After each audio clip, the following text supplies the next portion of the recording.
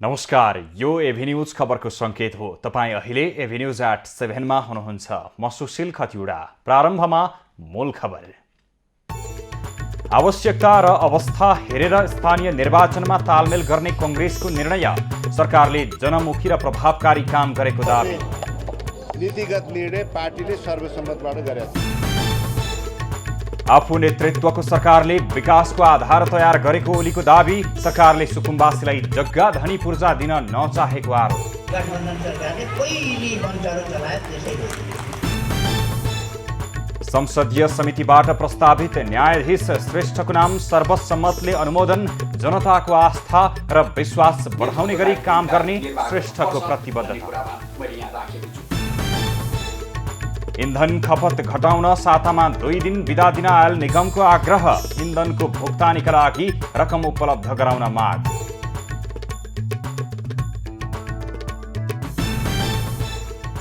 देशभरका डाँडामा view tower निर्माण गर्ने हुडबाजी। गरिबीले जनता आक्रान्त भएका बेला भ्यू टावर निर्माणको औचित्यमाथि सर्वत्र उठ्यो प्रश्न।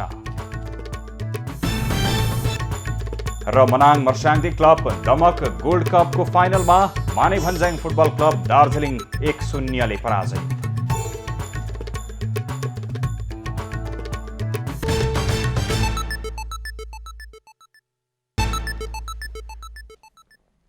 अब खबरको सिलसिला प्रारम्भ गरौं कांग्रेसको निर्णय सम्बन्धी प्रसङ्गबाट।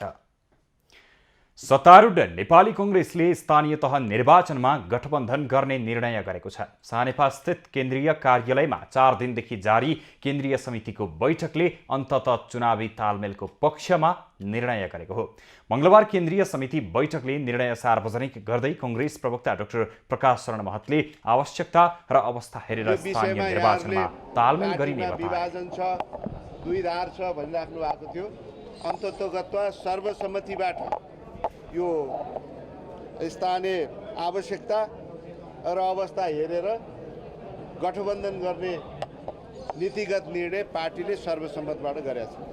बैठकले उपसभापति पूर्णबहादुर खड्काको संयोजकत्वमा निर्वाचन परिचालन समिति र डाक्टर प्रकाश शरण महतको संयोजकत्वमा निर्वाचन प्रचार प्रसार समिति गठन गरेको छ।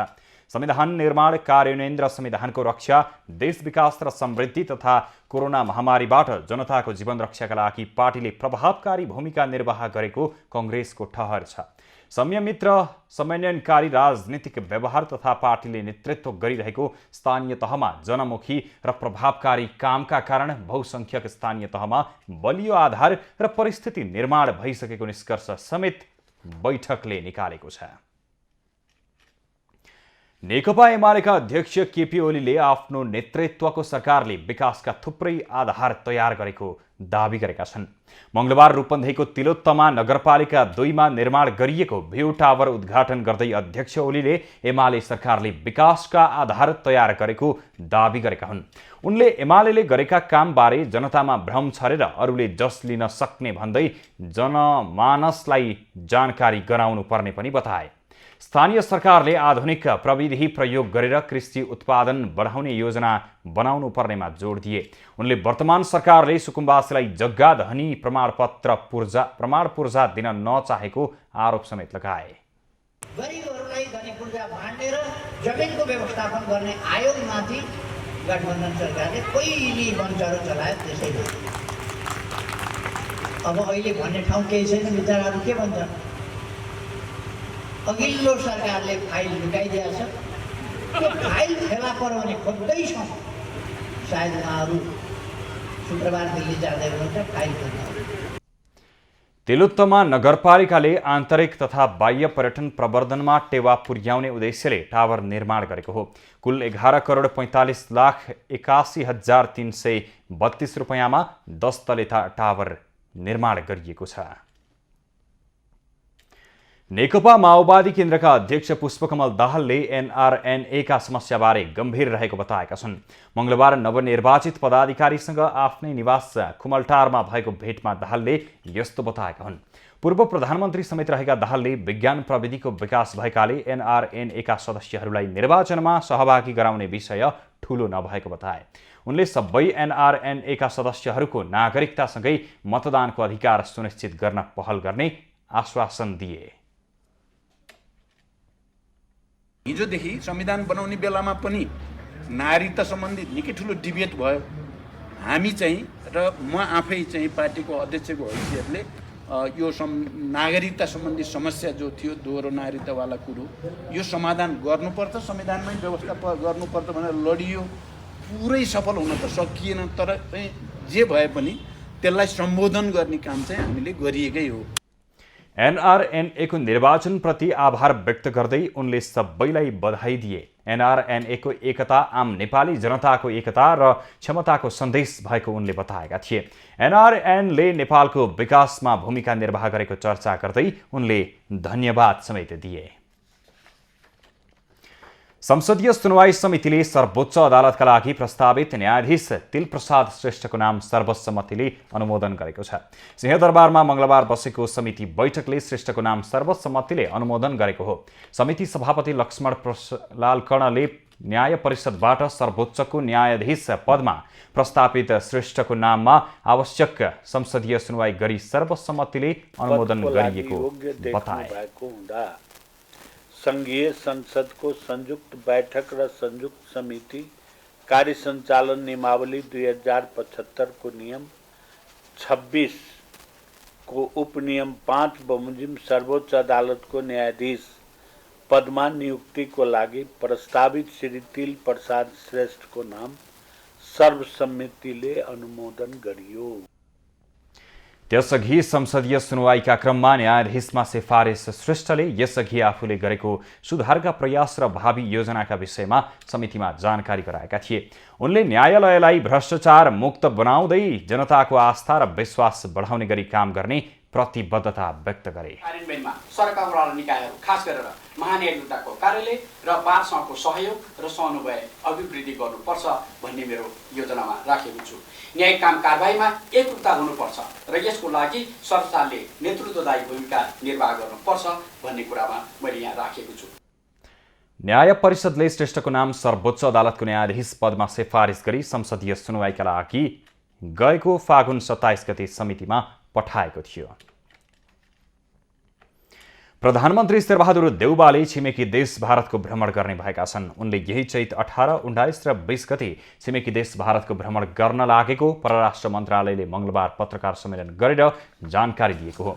मन्त्रालयकी प्रवक्ता सेवा लम्सालले प्रधानमन्त्रीको भारत भ्रमणको सम्बन्धमा आवश्यक तयारी अघि बढेको बताइन्। बिमस्टेक शिखर सम्मेलनमा बुधबार प्रधानमन्त्री देउवाले भर्चुअल रूपमा सम्बोधन गर्ने कार्यक्रम रहेको पनि प्रवक्ता सेवा लम्सालले जानकारी दिइन्।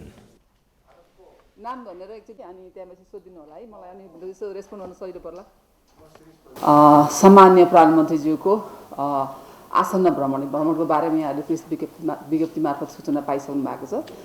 यही 1 देखि 3 अप्रिल तदनुसार 18, 19, 20 यो चैत्र महिनाको हुन गइरहेको छ र त्यस सम्बन्धी आवश्यक तयारीहरू हाम्रो अगाडि बढिरहेको छ। कोलम्बोमा जारी बिमस्टेक सम्मेलनमा 4वटा दस्तावेजहरूमा हस्ताक्षर हुने भएको छ।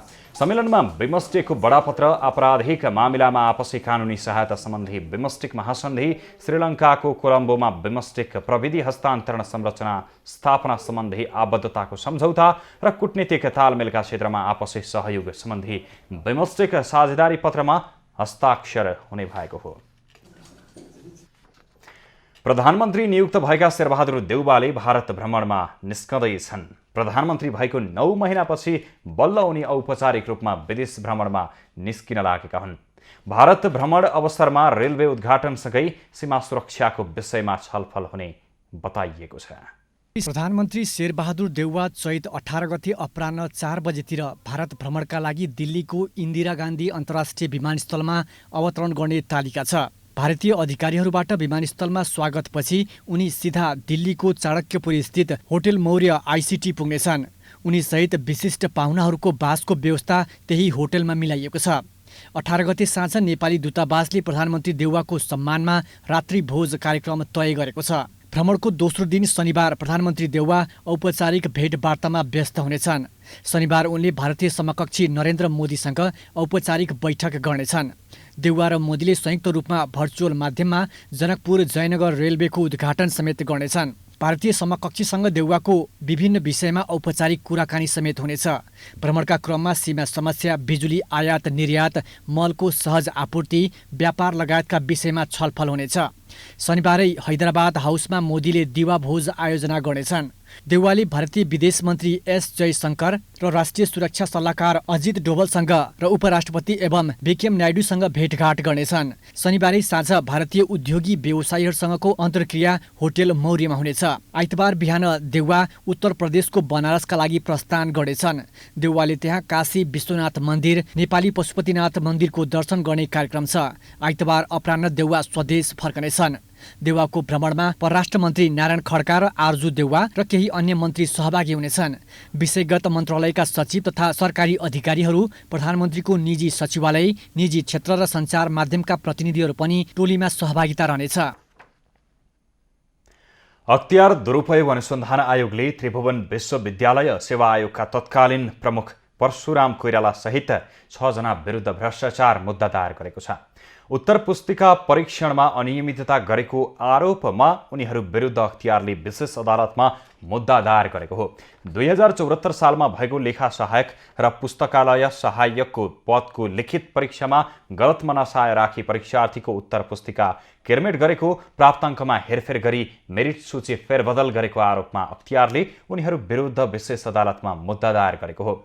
लेखा सहायक पदको प्रथम पत्र परीक्षण गर्ने सहप्राध्यापक केशव घिमिरे, दोस्रो पत्र परीक्षण गर्ने सहप्राध्यापक राजेश्वर नेउपाने, पुस्तकालय सहायक पदको दोस्रो पत्र परीक्षण गर्ने पुस्तकालय सहप्रशासक इन्दिरा घिमिरे, उत्तर पुस्तिका सपरीक्षण गर्ने प्राध्यापक डाक्टर टेकनाथ ढकाल, उत्तर पुस्तिका रुजु गर्ने सेवा आयोगका तत्कालीन प्रमुख परशुराम कोइराला र तत्कालीन मुख्य कार्यालय सहायक बचुराम पाण्डे विरुद्ध भ्रष्टाचार मुद्दा दायर गरेको अख्तियारका प्रवक्ता श्याम प्रसाद भण्डारीले जानकारी दिए।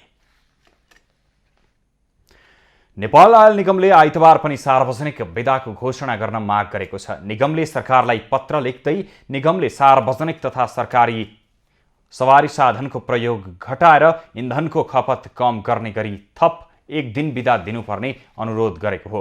इन्धन मूल्य वृद्धिको मारबाट निगमलाई जोगाउन यस्तो उपायमा काम गर्न उद्योग वाणिज्य तथा आपूर्ति मन्त्रालयलाई पत्राचार गरिएको निगमका प्रवक्ता विनितमणि उपाध्यायले बताए।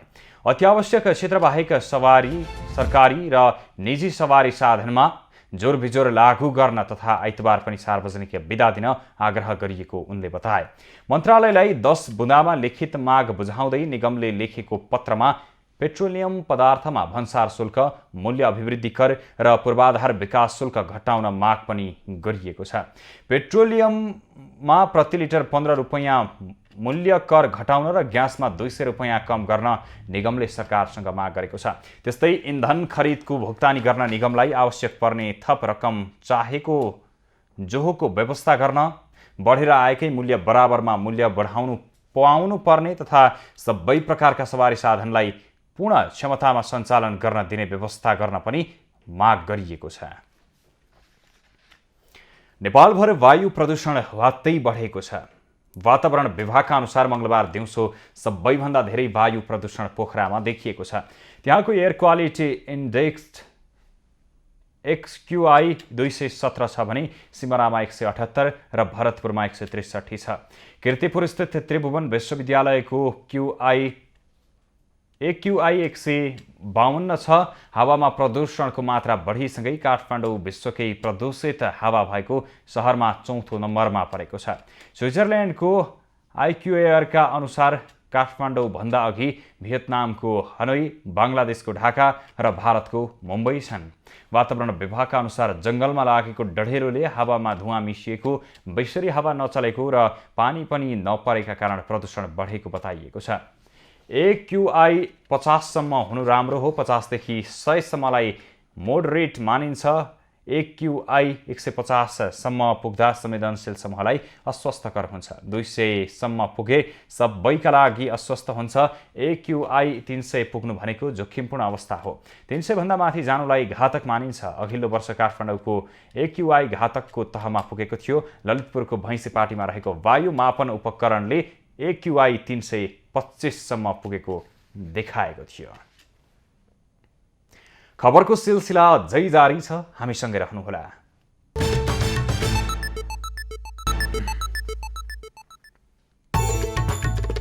आवश्यकता र अवस्था हेरेर स्थानीय निर्वाचनमा तालमेल गर्ने कांग्रेसको निर्णय। सरकारले जनमुखी र प्रभावकारी काम गरेको दाबी। नीतिगत निर्णय पार्टीले सर्वसम्मतबाट गरेको छ।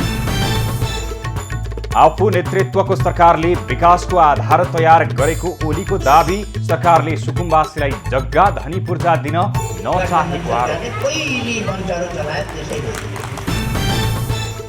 संसदीय समितिबाट प्रस्तावित न्यायाधीश श्रेष्ठको नाम सर्वसम्मतले अनुमोदन।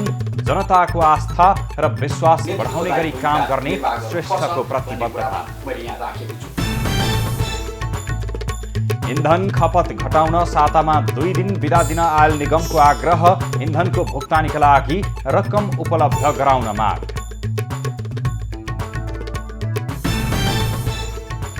देशभरका डाँडामा भ्यू टावर निर्माण गर्ने होडबाजी। गरिबीले जनता आक्रान्त भएका बेला भ्यू टावर निर्माणको औचित्यमाथि सर्वत्र उठ्यो प्रश्न। र मनाङ मर्स्याङदी क्लब दमक गोल्ड कपको फाइनलमा मानेभन्ज्याङ फुटबल क्लब दार्जिलिङ 1-0 ले पराजय।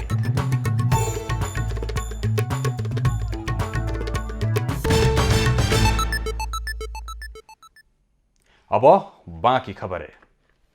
जनता घाँस बाँसको चरम अभावमा छन्। बेरोजगारीले मानिसहरू आजित छन्। गाउँमा उत्पादन नहुँदा आय आर्जनका पाटाहरू लगभग ठप्प छन्। तर गरिबी र बेरोजगारीले गाउँ जर्जर बन्दै गएको बेला स्थानीय सरकारले पहाडका डाँडैभरि भ्यू टावरका ताती बनाएका छन्। विशेष खबरको साथमा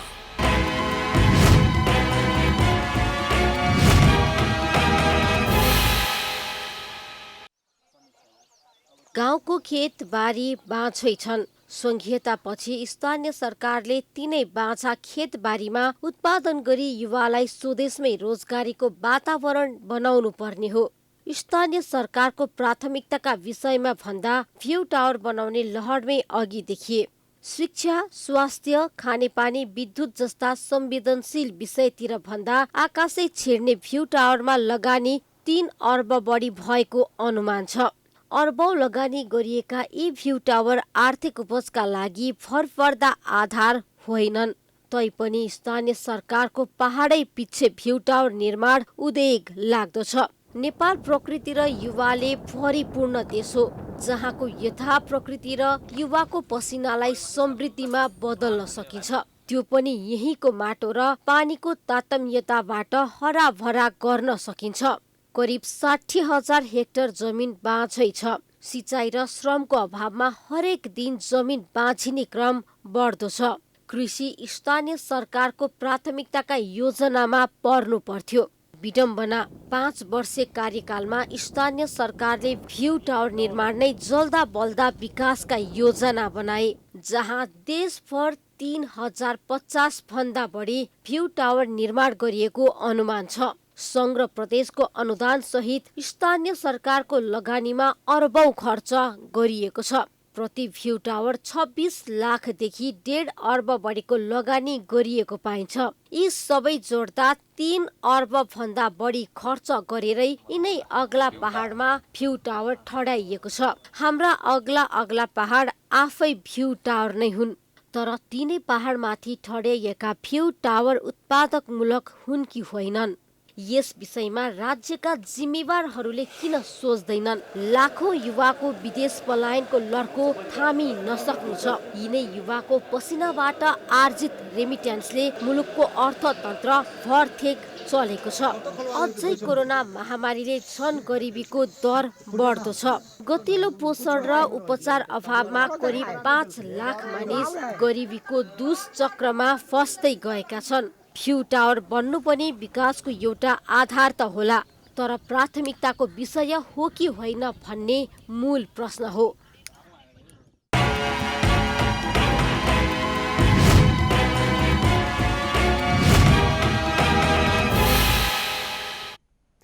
सरकारले चीन सरकारले प्रस्ताव गरेको सीमावार पार रेलमार्ग सम्भाव्यता अध्ययन सम्बन्धी प्राविधिक सहायता स्वीकार गर्ने निर्णय गरेको छ।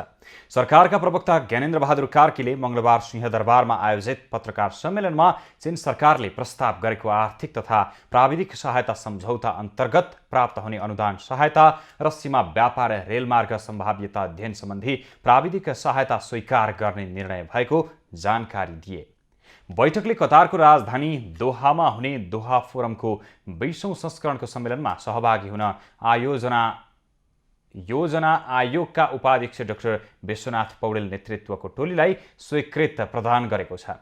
त्यस्तै बैठकले नेपाल राजस्व परामर्श विकास समितिको सदस्यमा लेखनाथ शर्मा पङ्गिनी र जीवन अंगाईलाई नियुक्त गरेको छ। त्यस्तै मन्त्री परिषदले नेपाल र चीन बीच ग्रिड आबद्धताको सम्भाव्यता अध्ययन सम्बन्धी सम्झौता स्वीकृत गरेको प्रवक्ता कार्कीले बताए।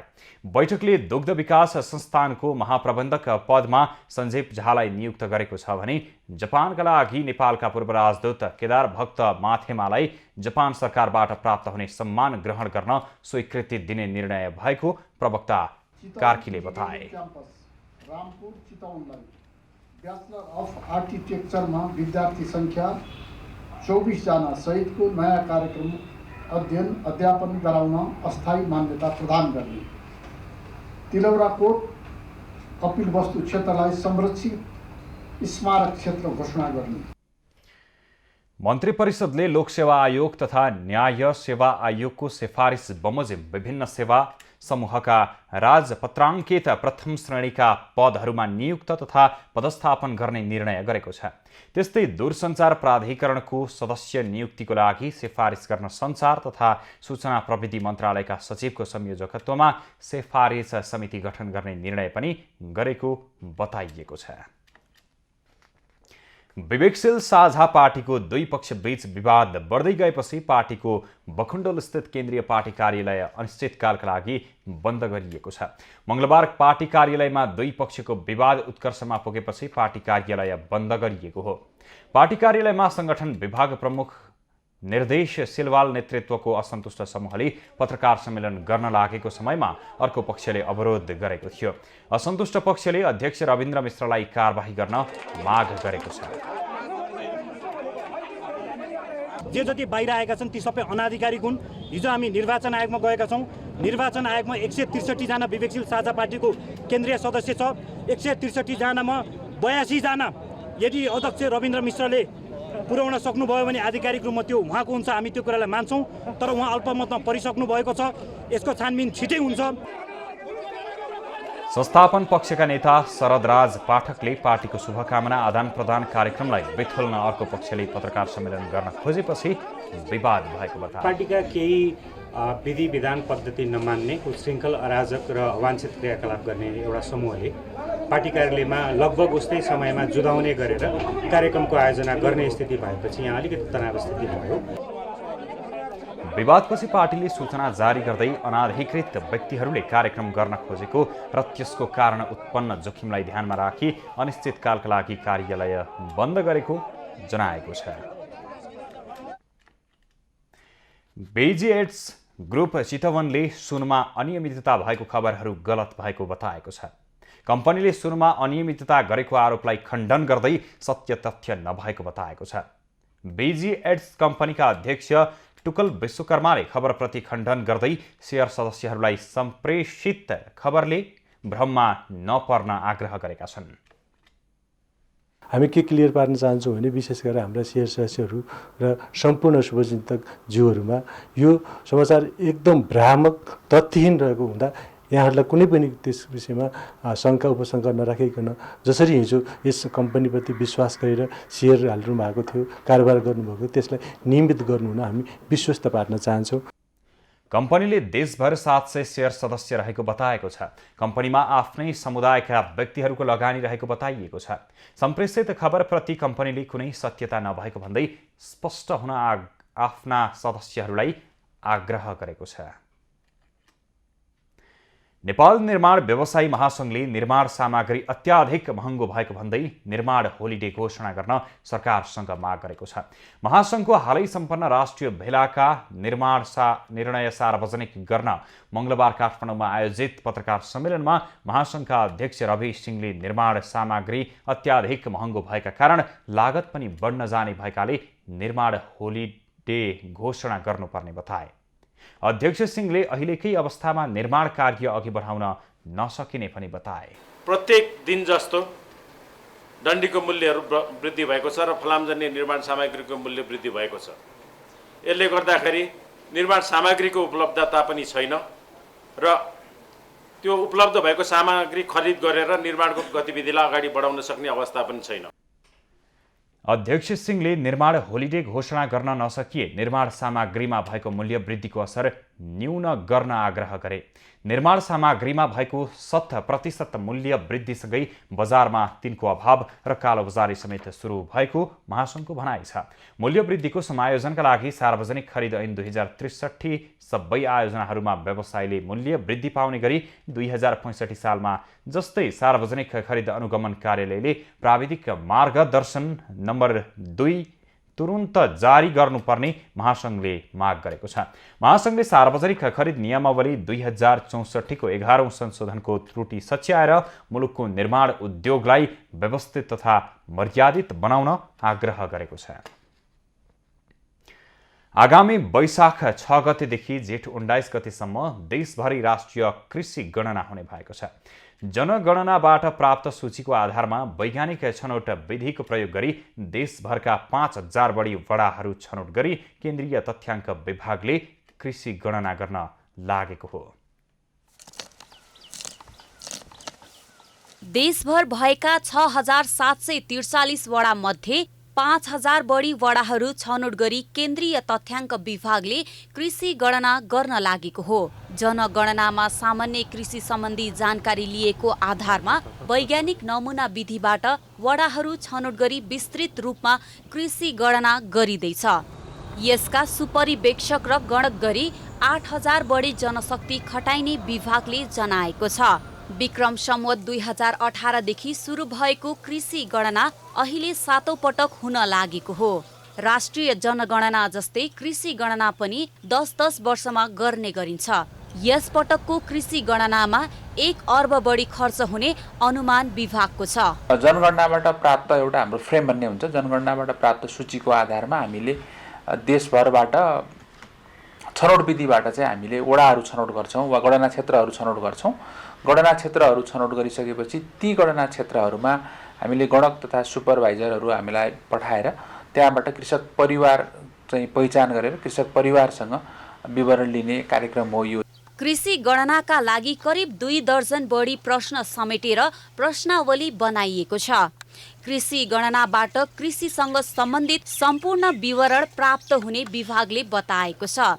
विभागले गणनाका लागि खेतीयोग्य जमिनमा प्रयोग भइरहेको मलदेखि विषादीसम्म कृषि सम्बन्धी विवरण समेट्ने गरी प्रश्नावली बनाएको बताएको छ। नमुना छनौटमा परेका घरमा गणकहरू पुगेर विवरण सङ्कलन गर्नेछन्।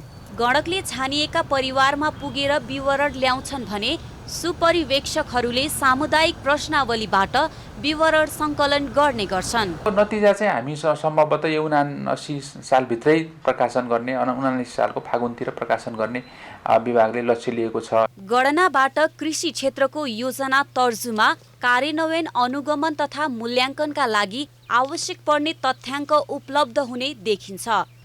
सरकारले गणना मात्र नगरी प्राप्त नतिजाको आधारमा कृषि क्षेत्रमा देखिएका कमजोरीहरू सुधार्न आवश्यक छ। क्यामेरामा रविन्द्र लम्सालको साथमा निशा देउजाको रिपोर्ट। दोलखाको जिरीमा रहेको रम्बोले कालीदेवी मन्दिर संरक्षणको अभावमा जीर्ण बन्दै गएको छ। मङ्सिर पूर्णिमाको दिन मेला लाग्ने यो मन्दिर जीर्णोद्धार नहुँदा ओझेलमा पर्दै गएको छ। यो दुनियाँले के ल्याउनु पर्छ काठमाडौँदेखि यो दलङ भीमसिंह जस्तो राख्नु पाए कस्तो रमाउँथ्यो। मनले पूरा गरिदिने विश्वासका साथ मन्दिरमा मानिसको भिड लाग्ने गर्छ। आर्थिक अभावका कारण मन्दिरमा धारा, शौचालय, पार्किङ लगायतका भौतिक पूर्वाधारको पार्किङको व्यवस्था गर्दैछौँ हामी। अब मन्दिरलाई यति व्यवस्था गर्यो, अब फेरि टोयलेटहरूको व्यवस्था, रोडको व्यवस्था जो बिस्तारै 1-2 वर्षभित्रमा यो लगभग सबै क्लियर हुन्छ राम्रो। जिरी नगरपालिकाको सहयोगमा अहिले मन्दिर वरिपरि तारबार गर्ने काम भइरहेको छ। मन्दिरमा चढाएको भेटी पारदर्शी नहुँदा पनि मन्दिर आर्थिक अभावबाट गुज्रिएको कतिपय स्थानीयको भनाइ छ। स्वास्थ्य तथा जनसङ्ख्या मन्त्रालयले चैत्र 25 गतेदेखि वैशाख 18 गतेसम्म देशभर टाइफाइड विरुद्धको खोप निशुल्क दिने भएको छ। स्वास्थ्य मन्त्रालयले 15 महिनादेखि 15 वर्षसम्मका बालबालिकालाई यही 25 गतेदेखि वैशाख 18 गतेसम्म खोप अभियान सञ्चालन गर्न लागेको हो। मन्त्रालयले तोकिएको मितिमा नजिकैको खोप केन्द्रमा लगेर आफ्ना बालबालिकालाई अनिवार्य रूपमा खोप लगाउन आग्रह समेत गरेको छ। साथै मन्त्रालयले टाइफाइड विरुद्धको खोप अभियान पछि पनि यसलाई नियमित खोप कार्यक्रमभित्र समावेश गरेर लैजाने समेत बताएको छ। 2056 सालमा असुरक्षाको कारण देखाउँदै बन्द गरिएको कञ्चनपुरको महेन्द्रनगर स्थित मझगाउँ विमानस्थल झण्डै 2 दशकपछि निर्माण कार्य सुरु भएको छ। विमानस्थल निर्माणको लागि ठेक्का प्रक्रिया मार्फत विमानस्थलको धावन मार्ग निर्माण कार्य अगाडि बढेको महेन्द्रनगर विमानस्थलले जनाएको छ। विमानस्थलको निर्माणको लागि 45 करोड 66 लाख 24 हजार रुपैयाँमा ठेक्का सम्झौता भएको छ। अब यो सबै जग्गाको कुराहरू चाहिँ समयमै सर्ट आउट भयो भने चाहिँ त्यो अवधिमा 3 वर्ष नभइकन हामीले 1.5 देखि 2 वर्षसम्म पनि काम सक्छौँ भन्ने चाहिँ हामीले लागेको छ। अब त्यो चाहिँ नेपाल सरकारले कति छिटो चाहिँ हामीलाई चाहिँ त्यो एरिया चाहिँ उपलब्ध भएर खाली गराउन सक्यो भने हामीले चाहिँ त्यो काम समयमै तोकेको समयभन्दा अगाडि नै हामीले सक्छौँ। त्यस्तै मझगाउँ विमानस्थल पुनर्सञ्चालन समिति संयोजक रमेश चन्दले विमानस्थल निर्माण सम्पन्न भएर सुदूरपश्चिममा पर्ने कञ्चनपुर जिल्लाको पर्यटक विकासले ढोका खोल्ने बताए। त्यत्रो जनमानसहरू यात्रुहरू यहाँबाट गइरहेछन् भनेमा भोलि यो एयरपोर्ट चल्दैन भन्ने कुरा आउँछ पनि सुनिएको थियो। तर यो एयरपोर्ट नचल्ने कुनै सम्भावना नै हुँदैन। मलाई लाग्छ कि सबभन्दा व्यस्त एयरपोर्ट यो हुनसक्छ। त्यस्तै भीमदत्त नगरपालिकाका वडा नम्बर 16 का वडाध्यक्ष सुरेन्द्र विष्टले विमानस्थल निर्माणको लागि यस क्षेत्रका स्थानीय तहका जनप्रतिनिधिहरूले चुनावी घोषणा पत्रमा नै राखेकाले सबैको सहमतिमा निर्माण कार्य सुरु भएको बताए। अहिले एयरपोर्ट सञ्चालनमा आउने भयो, काम चलिरहेछ र अनि अबको दिनमा के गर्नु पर्यो भने के अरे केन्द्रले बजेट चाहिँ हालिदिने र बजेट सम्पूर्ण बजेट हालिदियो भने हाम्रो चाहिँ एकदम चल्छ अनि हाम्रो पर्यटक क्षेत्र पनि हो यो। अहिले विमानस्थलको धावन मार्गको रोलिङ र फिलिङको काम सुरु भएको छ। विभिन्न चरणमा निर्माण गरिन लागेको विमानस्थलको पहिलो चरणमा 1500 देखि 2500 मिटर क्षेत्रमा धावन मार्ग निर्माण गरिनेछ। खबरको सिलसिला अझै जारी छ, हामीसँगै रहनुहोला।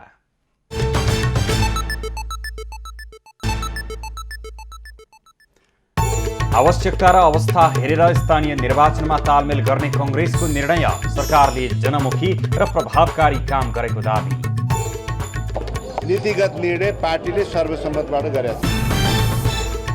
आफू नेतृत्वको सरकारले विकासको आधार तयार गरेको ओलीको दाबी। सरकारले सुकुम्बासीलाई जग्गा धनी पूर्जा दिन नचाहेको आरोप।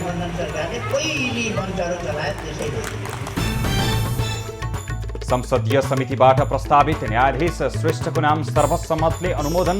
जनताको आस्था र विश्वास बढाउने गरी काम गर्ने श्रेष्ठको प्रतिबद्धता। इन्धन खपत घटाउन सातामा 2 दिन बिदा दिन आयल निगमको आग्रह। इन्धनको भुक्तानीका लागि रकम उपलब्ध गराउन माग।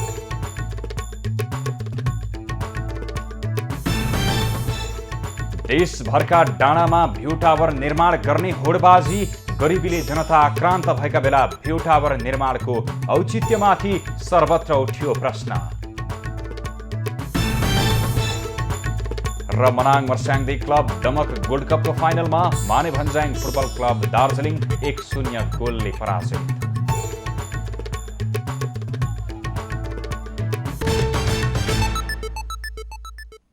अब पालो एभेन्यूज एट स्पोर्ट्सको।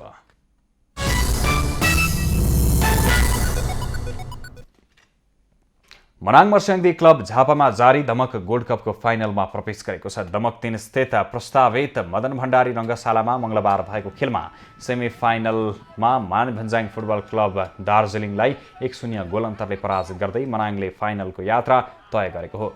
मनाङको जितमा अजेफ ओलावाले गोल गरे। उनले खेलको 29औं मिनेटमा गरेको गोल नै निर्णायक बन्यो। मङ्गलबारको खेलको म्यान अफ द म्याच अजेफ ओलावाले भई प्रतियोगिताको दोस्रो सेमिफाइनलमा बुधबार गोर्खा बॉयज रूपन्देही र defending champion Nepal police club भिड्नेछन्।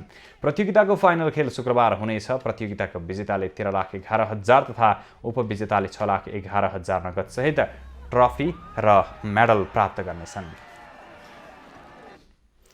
नेपालमा जारी त्रिदेशीय अन्तर्राष्ट्रिय 2020 श्रृङ्खलामा मलेसियाले विजयी सुरुवात गरेको छ। मङ्गलबार कीर्तिपुरस्थित त्रिवी मैदानमा भएको खेलमा मलेसियाले पपुवा न्यू गिनी PNGलाई 8 विकेटले पराजित गरेको हो।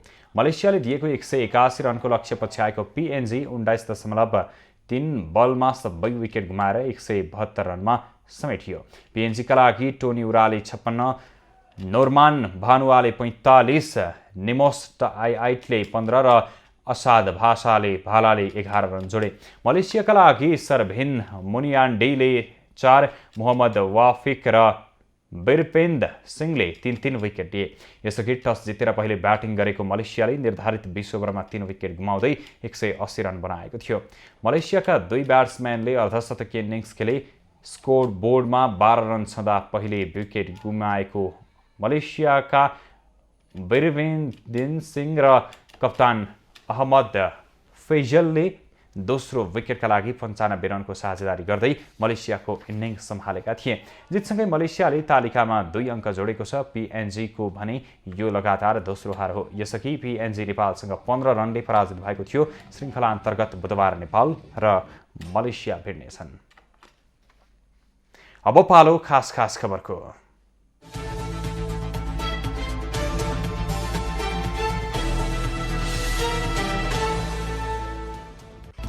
नेकपा एकीकृत समाजवादीका अध्यक्ष माधव कुमार नेपाल टर्की प्रस्थान गरेका छन्। टर्कीको अंकारामा आयोजना हुने इको क्लाइमेट कन्फरेन्समा सहभागी हुन नेता नेपाल त्यसतर्फ प्रस्थान गरेका हुन्। नेपाल टर्किस एयरलाइन्सको उडानबाट इस्तानबुल हुँदै अंकारातर्फ प्रस्थान गर्ने कार्यक्रम छ। मार्च 29 देखि 31 सम्म अंकारामा हुने समिटलाई नेता नेपालले सम्बोधन गर्नेछन्।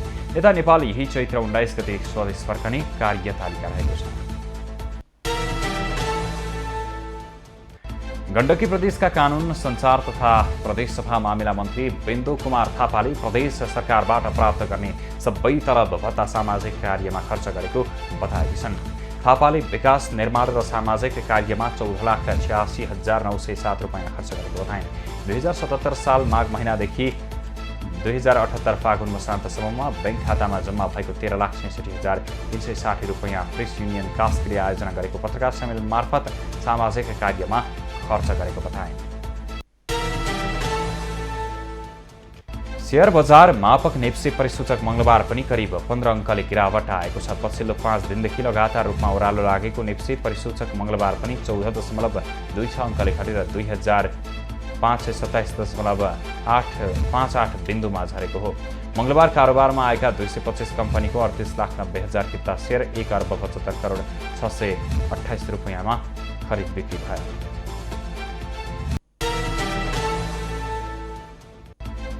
नेपालमा थप 42 जनामा कोरोना संक्रमण पुष्टि भएको छ। देशभर गरिएको 4,322 PCR परीक्षणका क्रममा 30 जना र 1,149 एन्टिजेन परीक्षणका क्रममा 12 जनामा संक्रमण पुष्टि भएको हो। मङ्गलबार पनि कोरोनाका कारण कसैको मृत्यु भएको छैन। पछिल्लो 24 घण्टामा थप 86 जना संक्रमण मुक्त भएका छन्। हाल देशभर 1,198 सक्रिय संक्रमित आइसोलेसनमा रहेको स्वास्थ्य मन्त्रालयले जानकारी दिएको छ।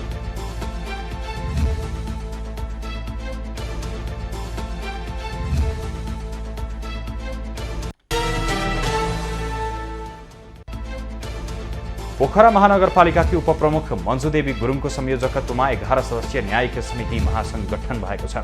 पोखरामा सम्पन्न राष्ट्रिय सम्मेलनले गुरुङको संयोजकत्वमा महासंघ गठन गरेको हो।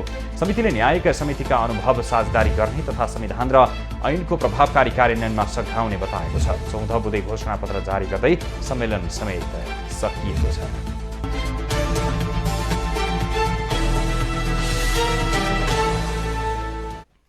अब पालो एभिन्यूज एट मौसमको।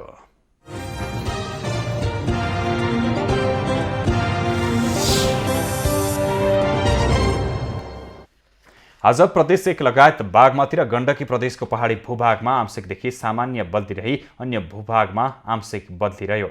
राति प्रदेश 1 का पहाडी भूभागहरूका केही स्थान तथा बागमती र गण्डकी प्रदेशको पहाडी भूभागका 1 वा 2 स्थानमा मेघगर्जन सहित हल्का वर्षाको सम्भावना रहेको जल तथा मौसम पूर्वानुमान महाशाखाले जनाएको छ।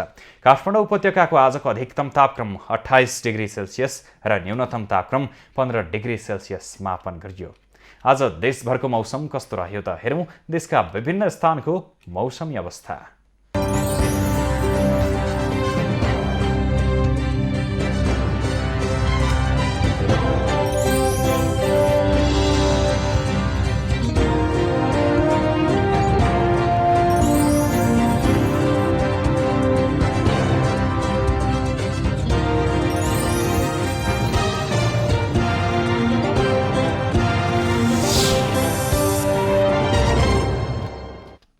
अहिलेलाई खबरको क्रम यति नै। एभिन्यूज खबरका सहित अन्य विस्तृत खबरका लागि www.avenews.tv लगइन गर्न सक्नुहुनेछ। युट्युब वा फेसबुक र ट्विटरमा पनि हामीलाई फलो गर्न सकिनेछ। खबरभित्रको खबरका लागि हेर्दै रहनुहोला एभिन्यूज खबर। नमस्कार।